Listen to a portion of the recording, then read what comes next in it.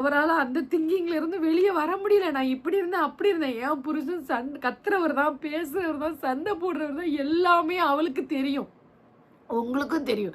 அப்படி தகப்பனார் வந்து கெட்டவரா இருந்திருந்தா, எங்க அப்பா அசிங்கமா பேசுறாரு, கெட்ட வார்த்தை போடுறாரு, பிடிக்கல அப்படின்லாம் பழக்கம் இருக்குன்னா, நீ 4 வருஷத்துக்கு முன்னாடி கூட்டிட்டு போயிருக்க மாட்ட. கூட்டிட்டு போயி எங்களுடைய 4 வருஷ வாழ்க்கை. அப்புறம் எங்க அம்மாவ கூட்டிட்டு போய் அதுக்கு குடும்பமே இல்லாம அவங்க கூட அவங்க குடும்பம், அவங்க புருஷன், அவங்க பிள்ளைங்கலாம் பேச விடாத அளவுக்கு அவங்கள இந்த வயசுலயே அவங்கள ஒரு தனிமரமாக்கி எந்தவித சிறு குற்ற உணர்வுமே இல்லாம, அதுக்கப்புறம் அண்ணங்காரன் கூட அம்மாவ விரட்டிட்டு நான் அண்ணங்காரன் கூட போய் திருப்பி போய் சேர்ந்து, அதுக்கப்புறம் வெளிய வந்து அம்மா நான் வீடு கட்டின உடனே நான் வந்து உன் கூட சேர்ந்துட்டேன்னு சொல்லிட்டு வீட்ல நாங்க அது செய்ய போறோம், இது செய்ய போறோம்ன்னு எல்லா வீடியோவும் போட்டு எல்லாம் இருக்கிற மாரி இருந்து, சிந்திக்கிறவங்க அத பத்தி கொஞ்சம் சிந்திங்க. சரியா? அதே மாதிரி 15 பேரு, அப்புறம் கூட படிக்கிறது 5 பசங்க, அதுக்கப்புறம் பொம்பள பிள்ளை. இவ்வளோ பெரிய வீட்டு வாசல் வரைக்கும் எந்த வீட்லயாவது உங்க வீட்ல கூட்டிட்டு வந்திருந்தா, நீங்க வந்து அன்னைக்கே என்ன பண்ணியிருப்பீங்க? கம்ப்ளைண்ட் குடுத்துருப்பீங்க. அப்படிதானே?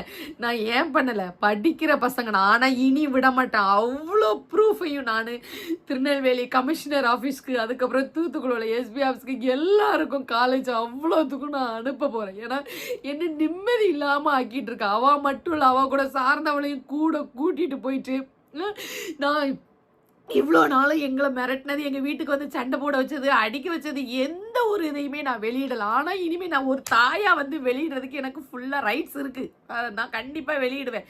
19 வயசு ஆயிட்டு அப்படின்னா, எல்லாருமே ஊர் மேல போலான்னு எந்த ஒரு சட்டத்துல இடம் இல்ல. சட்டத்துல இருக்கும். சட்டத்துல இருக்கும். ஆனா, உண்மையான தாய் தகப்பங்க அப்படி விடமாட்டாங்கன்னு சொன்ன மாரி, அந்த ஒரு காரணத்துக்காக தான் நண்பர்களே என் வீட்டுக்காரர் தேடி போனாரு. இப்பவும் மறுபடியும் போன வாரத்துல 4 நாள்ல மட்டும் நான் வந்து மகளிர் ஸ்டேஷனுக்கு நான் 2 நேரம் நான் போயிருக்கேன். நான் ஒரு மாற்றுத்திறனாளி. இங்க இருந்து 2 மணி நேரம் கார் டிராவல் பண்ணி நான் போணும். எத்தன நேரம் என்னைய அலக்களிக்காங்க. சுத்தி, சுத்தி, சுத்தி, சுத்தி ஒரே கம்ப்ளைண்ட்டுக்கு 4 தடவ.